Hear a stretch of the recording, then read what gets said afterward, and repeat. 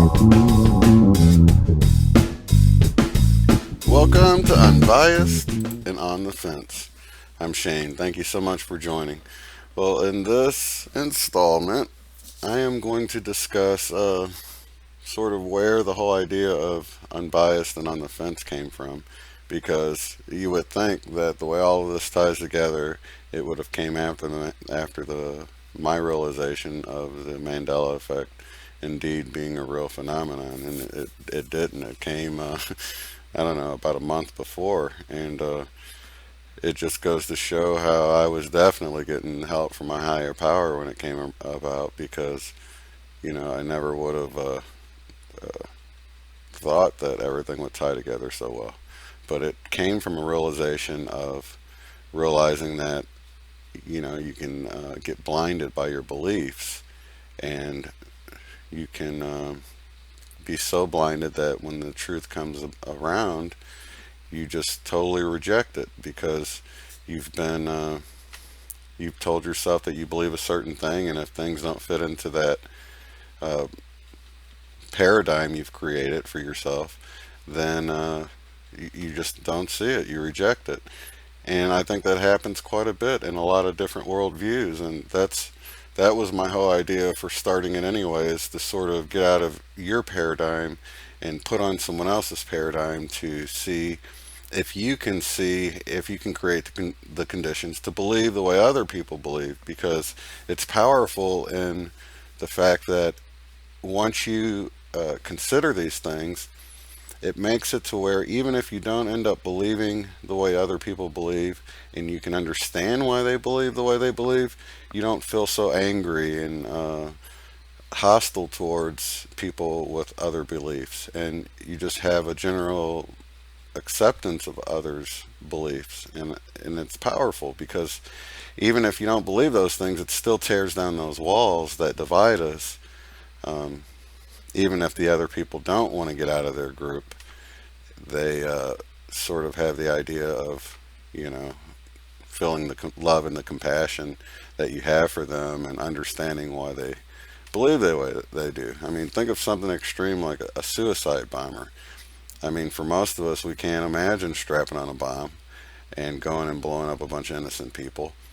But if you sort of can imagine being raised in this environment, this culture, where from the earliest times that you can remember, that was your life. You were indoctrinated with these beliefs, and you've seen other people do it, and it was just as natural and normal to do these things as for someone else to, say, go to church on Sunday.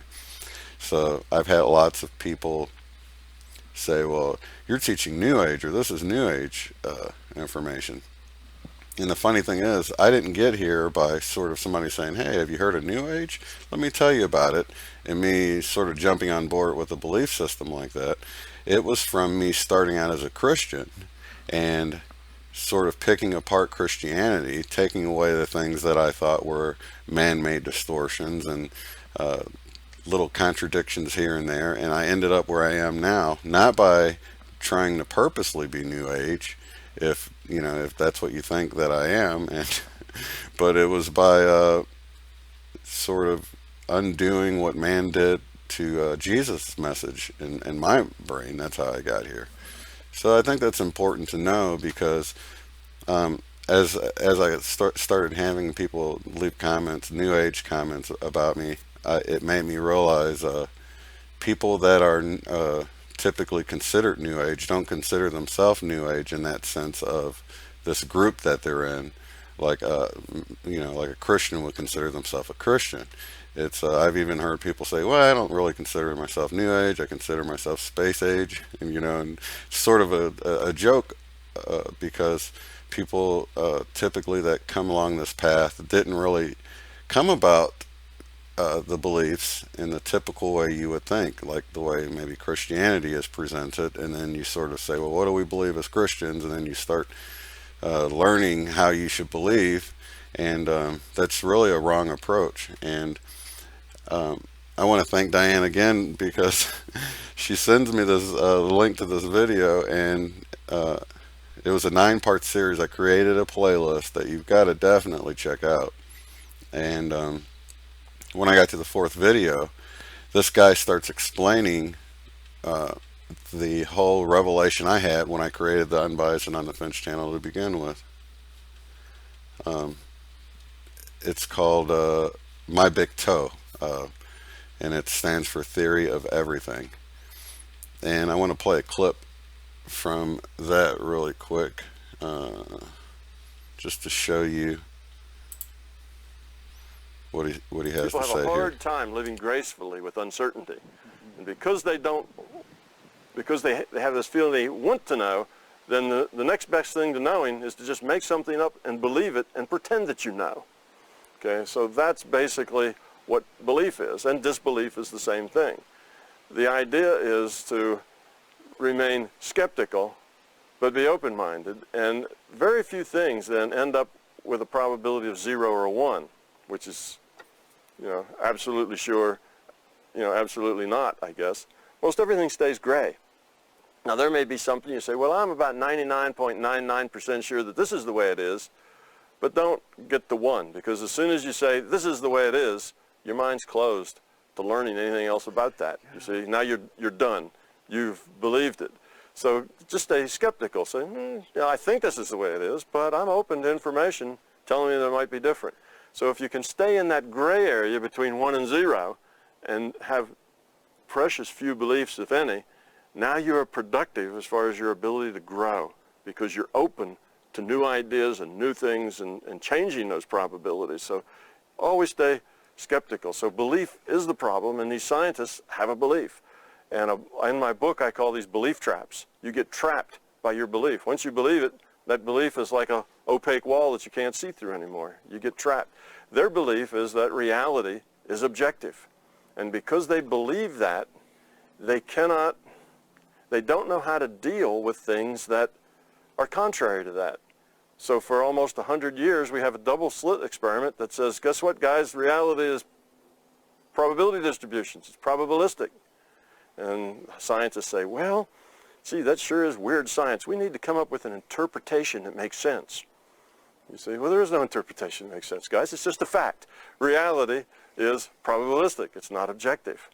So that's the problem. See, physicists, scientists of all sorts, theologians. They all have this idea that reality is objective, and they believe that just as dearly as any theologian believes in his God. And it's the same sort of thing. And it's a belief trap, and they can't get out of that because they've already said, that's a given. We can't, anything that differs from that is wrong. I can't look at it. It's nonsense. So with that kind of a belief, then many of the physicists won't ever even look at this, because you're going in an area that they just can't deal with. And you can point out all the research. Well, So that is pretty much that part. And I will, I've created a playlist. You can click. It's a 9-part video series. They're about 20 minutes a piece, but definitely an eye-opening series. I mean, just I'd say the first hour, the first 3 videos were such an eye-opener that you'll want to continue on after that, because it ties everything together. And you know what? It's right in line with what I was reading with the Law of One, with just the way everything was created to begin with. Here's an example I've got from this is under the category of cosmology in the Law of One. It says, thank you. Can you tell me of the earliest first known thing in the creation? I am Ra. The first known thing in the creation is infinity. The infinity is creation. The questioner, from this infinity then must have come what we experience as creation. What was the next step or the next evolvement? I am Ra. Infinity became aware. This was the next step. After this, what happened? Awareness led to the focus of infinity into infinite energy. You have called this by various words, the most common to your ears being logos and love. The Creator is the focusing of infinity as an aware or conscious principle called by us as closely as we can create understanding, learning in your language, intelligent infinity. Can you state the next step? Sorry, I didn't mean to cut it off. I thought I switched it. Uh, the next step is still at the space-time nexus in your illusion, achieving its progression as you may see it in your illusion. The next step is an infinite reaction to the creative principle following the law of one in one of its primal distortions, freedom of will. Thus, many, many dimensions, infinite in number, are possible. The energy moves from the intelligent infinity due first to the outpouring of randomized creative force, this then creating patterns which in holographic style appear as the entire creation, no matter which direction or energy is explored. These patterns of energy begin then to regularize their own local, shall we say, rhythms and fields of energy, thus creating dimensions and universes. Then can you tell me how the galaxy and the planetary systems were formed? I am Ra. You must imagine a great leap of thought in this query, for at the last query, the physical, as you call it, universes were not yet born. So the questioner accidentally kind of rushed Ra through the process of what's going on, it sounds like. The energies moved in increasingly intelligent patterns until the individualization of various energies emanating from the creative principle of intelligent infinity. Let me scoot this over a little bit. Make sure you guys can follow along. From intelligent infinity became such as to be co-creators. Thus the so-called physical matter began. The concept of light is instrumental in grasping this great leap of thought, as this vibrational distortion of infinity is the building block of that which is known as matter. The light being intelligent and full of energy, thus being the first distortion of intelligent infinity, which was called by the creative principle. This light of love was made to have in its occurrences of being certain characteristics, among them the infinite whole paradoxical described by the straight line, as you would call it. This paradox is responsible for the shape of the various physical illusion entities you call solar systems, galaxies, and planets, all revolving and tending towards the lenticular. So that explains why our galaxies and solar systems and everything are on this, what appears to be a plane.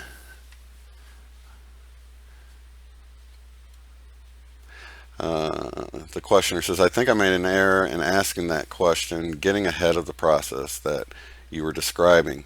Would it be helpful to fill in the great leap that I mistakenly made? I am Ra. I attempted to bridge the gap. However, you may question me in any manner you deem appropriate. Could you tell me, taking the question previous to the one that I asked about galaxies and planets, would you tell me the next step that occurred after that step? I am Ra. The steps, as you call them, are, at the point of question, simultaneous and infinite. This is interesting because this is pretty much beyond what we can even imagine. Could you tell me how intelligent infinity became, shall we say, I'm having difficulty with some of the language, how intelligent infinity became individualized from itself? I am Ra. This is an appropriate question. The intelligent infinity discerned a concept. This concept was discerned due to freedom of will, of awareness. This concept was finity. This was the first and primal paradox of distortion of the law of one. Thus, the one intelligent infinity invested itself in an exploration of manyness. Due to the infinite possibilities of intelligent infinity, there is no ending to manyness. The exploration, thus, is free to continue infinitely in an eternal present, which is really interesting. So, infinity divided itself into infinite pieces of itself. So, really, they're all still pieces of the whole, but there's an illusion of separation, so to speak. Was the galaxy that we are in created by the infinite intelligence, or was it created by a portion of the individualized infinite intelligence? I am Ra. The galaxy and all other things of material of which you are aware are products of individualized portions of intelligent infinity. As each exploration began, it in turn found its focus and became co-creator. Using intelligent infinity, each portion created a universe and allowing the rhythms of choice, of free choice, to flow, playing with the infinite spectrum of possibilities. Each individualized portion channeled the love light into what you might call intelligent energy, thus creating the so-called natural laws of any particular universe. Each universe in turn individualized to a focus, becoming in turn co-creator and allowing further diversity, thus creating further intelligent energies, regularizing or causing natural laws to appear in the vibrational patterns of what you would call a solar system. Thus, each solar system has its own, shall we say, local coordinate system of illusory natural laws. It shall be understood that any portion, no matter how small, of any density or illusory pattern contains, as in a holographic picture, the one creator which is infinity. Thus, all begins and ends in mystery. Could you tell me how the individualized portion of intelligent infinity created our galaxy? That the same portion created our planetary system, and if so, how this came about? I am Ra. We may have misperceived your query. We were under the distortion impression that we had responded to this particular query. Would you restate? Primarily, then, how the, shall we say, the planetary system that we are in now evolved. Was it all created at once, or was there first our sun created, and this, it was inaudible, was created? I am Ra. The process is from the larger in your illusion to the smaller. Thus, the co-creator, individualizing the galaxy-created energy patterns, which then focused in multitudinous focuses of further conscious awareness of intelligent infinity. Thus, the solar system of which you experience inhabitation is of its own patterns, rhythms, and so-called natural laws which are unique to itself. However, the progression is from the galaxy spiraling energy to the solar spiraling energy to the planetary spiraling energy to the experiential circumstances of spiraling energy, which began the first density of awareness or consciousness of planetary entities.